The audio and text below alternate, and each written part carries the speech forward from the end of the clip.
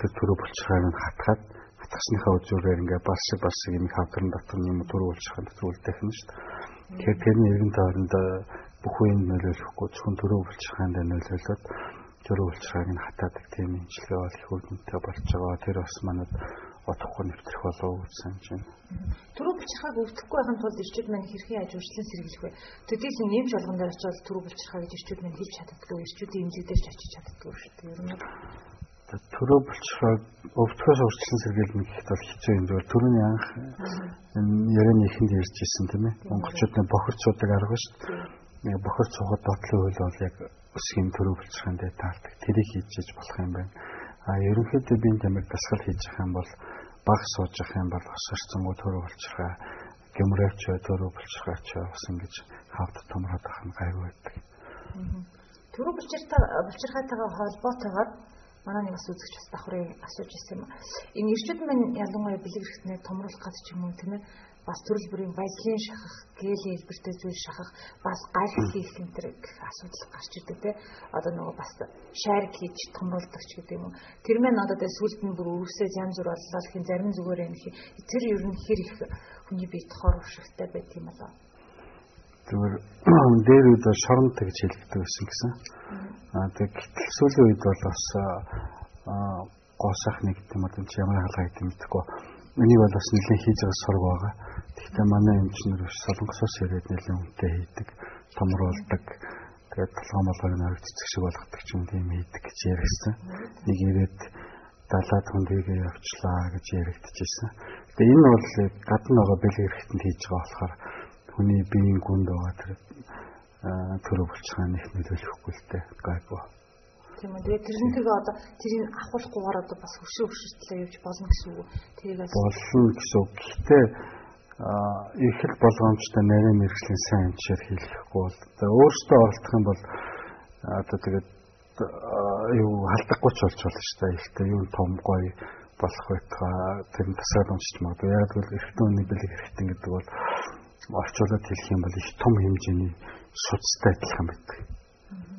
Ерөөсөө дотор юм хөндийн нүдтэй. Тэгээд жижигхэн байгаад том болдгийн учир нь бол тэр үед нь тэр эргэтэн рүү орж байгаа судсууд хэлээд цусаар дүүрч байгаа. Өөр ямар нэг юм биш зөвхөн цусаар дүүрч. Тийм болохоор нэгдүгээр халдвар авах нь маш амархан. Хоёрдугаар нам юм судслаг агуулдаг тийм биттэй болохоор тэр чинь гинтэж бүр ингээд сорвжаад бүр магадгүй босохгүй өөрөө үүсгэж чадахгүй болох юм ч хүртэл байдаг. Тэгэхээр нарийн мэрэгжлийн сайн эмчээр хэлсэн дээр хаа би бас энэ талын сайн мэдгүй солонгос эмчнэр хийгээд байгаа гэсэн манай эмчнэр хийж байгаа юмгүй юм байна. Төрөө булчирхайг бүр имжлэхдэггүй болтол магадгүй бас явж болох юм те хүмүүс төдийлөн одоо ирчүүд маань бас имлэгт очихгүй настай болсон болохоор за гайгүй л ингэж байгаа зүгээр болох үгээд өөр учир шалтгаантай байх гэж илдэг бодсоор явтал одоо магадгүй хүндрэх тохиолдол гарвал одоо юм гарах тийм тохиолдлууд ер нь бол байна үстэй. Ер нь бол энэ төрөө булчирхай хаалга ямар хоёр залтаар хийдэг юм бэ? Нэгдүгээр хор тавдар байх юм бол гарцаагүй залтаар хийдэг. Манайхан бас ер нь бол маш олон тохиолдолд хор тавдрыг бүр 1-2-оос өнгөрөөд 3-4-р шатнд 3-4-р шат гэхээр нарийн тойрны эрхтэнтэй тархацсан. Тэгээд өөр эрхтнүүд рүү магадгүй уушрууч юм ингээ үсэр хийлцсэн. Эргэн тойрны түрүүн зурган дээр гарч ирсэн тунгалгийн зангилгаанууд нь бас бүгд тавдрын саг болсон. Ийм болцооны ирдэг. Ийм болцооны бол ер нь имчилгээ маш хэцүү болно л доо. Дөрөвдүгээр шатнд орч байгаа. Хоёрдугаар хоргооч байлаа гэсэн бас хоёр янзаар. Нэг нь ингээд томроод хавдчихдаг. Нөгөөх нь бүр ингээд хатаж орч байгаа дотор байгаа хийшин сувыг дарчдаг тохиол байдаг.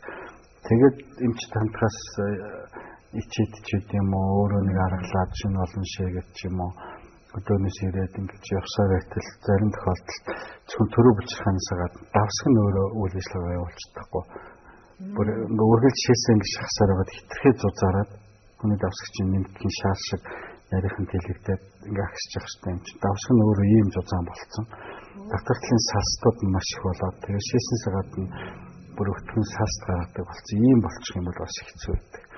Мөн дотор явж байгаа шээсний сувгийг бүр дарцсан гэмтээсэн тохиолдолд бас тэрийг сэргийх эсвэл бол маш төвөгтэй болчихдог. Тэгэхээр ер нь төрөө булчирхайн тохиол өвчин ер нь эхэлж яхад эхнээсээ л эмчид үзүүлээд оншоо зөв тогтоолгоод эхний үе шатнд нь зөв эмээ уугаад 2 3 бүлгийн юм байдаг. Тэр юмуудыг зөв уугаад тэгээ болохгүй бол ихний байдлаар эртгэн мэсрэл гэх юм бол зөв шаналгаа багтай, хаалгаач амархан, өөрөө эрүүл мэндэд сэтгэл санааны байдал ч гэсэн эр хүн дээр амар байдаг. Тэгэхгүй бол одоо хүн дээр хэлэх юм бол амьдсан нүрдэггүй юм аа гэхэд ингээд давсгандаа үргэлж гуурстай. Тэгээд тэр нь ингээд шэс хийдэг савгайдсан. Тэрийг хармалаа явах тийм тохиолдол хүртэл гарч ирдэг л та. За тэгвэл мэдээж нэвтрүүлэг үзэж байгаа ирчүүд маань тэр дундаа 40-с дээш насны усуд маань энэ бүдэд бас анхаарлаа хандуулсан баха гэдэг итгэлтэй байна. Ингээ ойлоо дараачих үзэгдлийг үзье. Үшээ болроо 5 хөөрөд эмгэл гиссэн гинэ. 5 хөөрн гэдэг юм байт юм уу? Түш юу яриад байгаа юм байлгүй гэдгийг. Тэр чинь бүр амар. Тийм. Эмгтэй хүн өөрийгөө л арчлахгүй бол юу? Халуун зүн тэрнээс ч болоо галзуулдаг. Яа. Тэгэд имжлэг хардаж яах вэ? Эмгтэй хүн өөрийгөө л гэхгүй болно шүү дээ. Тэр чинь бас аим шигтэй зүйлхгүй юу? Тэр тусмаа хүүхэд гаргаад ам барихгүй бол амар болсон тэр чинь. Хүн өөрийгөө л бод. Чи ч гэсэн өөргөө л хэцүү.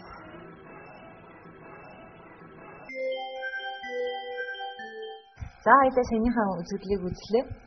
Ялангуяа төрсэн эмэгтэйчүүдэд гол бол энэ сав хөөрөх гэдэг асуудлыг ярих юм. Тэгэхээр сав хөөрнө гэдэг нь яг юу гэсэн үг юм болоо? Тэгээ сав хөөрөх гэдэг юм уу, зүрхний хийж гэдэг юм уу, энэ нь бол яг Монгол эмнэлгийн онцлогтой. Тэгээд эмийн дөрөв жүжигчдэр байдаг он шиг монголчууд олон зуун жилийн турш тэр ангаах ухааны тэр онлоор тэр практикээр явсан учраас энгийн ардууд хүртэл мэддэг болсон. Тэгээд сав хөөрөх гэдэг тэр хүмүүс ихтэл юу ярьдаг гэвэл яг хэвийн бус төрсөн, өөрөлдөл хүндрэлтэй төрсөн, шавхраг хурдан дууссан, зол бусан тий. Тэгээд сүүлийн үед бол магадгүй нөгөө савсан агшаах юм тарай хийлгэсэн, аборт хийлгэсэн энэний дараа гардаг. Тэгээд толгоо өвддөг. Тэгээд хүмүүс бүр өөрсдөө тэгдэг юм зулаа памбагаар болчлоо. Эмэгтэйчүүд төрсний дараа маш амархан ингээд пимбита арчаад 1-2 жил болоод турахгүй байна. Амархан ядардаг боллоо гэсэн ийм зөөрүүдэ хэлдэг. Тэгэхээр энэ Монгол эмнэлгийн он шиг шууд Европ эмнэлгийн он руу ингээ хөрвүүлэх бол арга байхгүй. Яг бол онлын үндэс нь өөр. Монгол эмнэлгийн хол төр хий шар батамтай тэр нь эрэгтэй юм судлаараа яажгүй ч юм тэрүүгээр ярьдаг. Бид нар бол яг нүдээр харсан микроскопоор юм уу генийн төвшинг яг бодиттой юм дээр төлөхөөр шууд харьцуулж болохгүй. Гэтэ сав хөөрөх гэдэг дээр миний ойлголтоор бол яг хөдөө багт их сонирхдаг байсан. Хөдөө 2 жил сумд ажиллаж байхад эхчүүд бас тийм юм ярьдаг.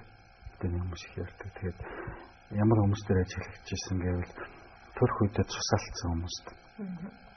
Сав агшаах хүчтэй тариа хэрэгсэн хүмүүс, золбсон хүмүүс. Ийм хүмүүст илүү ашиглагдсан. Тэгээд их төлөв ялангуяа цус багталтай холбоотой. Би бол өөрөө яг юу гэж ойлгосон гэвэл жишээлбэл энэ зоргон дээр бол эмэгтэй хүний дотоод шүүлийн бүх систем тэр чигээрээ байж байна. Тэгээд энэ дээр сав байна. Саваас бол савнаас прогестерон гэдэг гормон гардаг. Зөвхөн хүүхэд яас гадна дотоод шүүлийн эрхтэн байх нь шүү. Хоёр талд нь өндөрвчин байна. Өндөрвчнээс өчнөн гормон гардаг. Эстрогенос ахвалаа дээр нойр булчирхааны юу бөөний дэд булчирхаанад харагдаж байна. Тэгээд дээр нь бамбаа байна. Бодис солилцоог зохицуулдаг гэх олон үүрэгтэй. Тэгээд энэ дотоод шүүлийн биен дээр байгаа бүх энэ булчирхайг дээрэс нь өдөрж яадаг маш том төв нь бол энэ өнчин тарих буюу гипофиз гэж байдаг өнчин тарих. Энэ өнчин тарих бол маш жижиг юм. Цагаан бодооны жинээ хэмжээтэй мөртлөө цагаан бодооноос ялгүй том хэмжээтэй мөртлөө дотроо яг мэдрэлийн бөгөөд энэ дотоод шүүлийн булчирхай гэсэн хоёр хэсгээс тогтдог. Өөрөлдвөл тарих дотоод шүүлийн булчирхай хоёрыг хоорондоо холбож өгдөг. Тэгээд их баг тусан хангамжтай тархины ёроолт гэж байдаг. Миний ойлгосноор бол эмэгтэй хүн төрөх ялангуяа цусаалдах, золбох гэдэг юм уу, сав хүчтэй агших тариас яг тэр өнчин тарих нь нөлөөлдөг. Тэгсэн үед энэ өнчин тарихны тусан хангамж нь өөрчлөгддөг. Гормоны яг маш хүчтэй өөрчлөлтөнд ордог. Тэгээд тэрнээс болоод энэ өнчин тарихын өөрчлөлт орохоор доошо дотоод шүүлийн бүх булчирхайнд өөрчлөлт орчдог. Эмэгтэйчүүдийг аль болохоор төрөхдөө маш хариуцлагатай хандж явах хэрэгтэй. Ингэж юмсан болчихгээд би ингээ ажиллаа яаж юм ажил чухал гэр орон чухал гэж яваад ч юм уу төрчлөө гэл төрөөлхий танаал ингээл би яахгүй явах биш. Жимсэн болохоос өмнө бүр нөхөртэйгээ яг бэлтгэлээ ээжээ жимсэн болохоо бэлдэх хэрэгтэй. Энэ хааварч гэдэг юм уу тэгвэл хүүхэд маань эзээ төрөх нөгөө тийм ээ.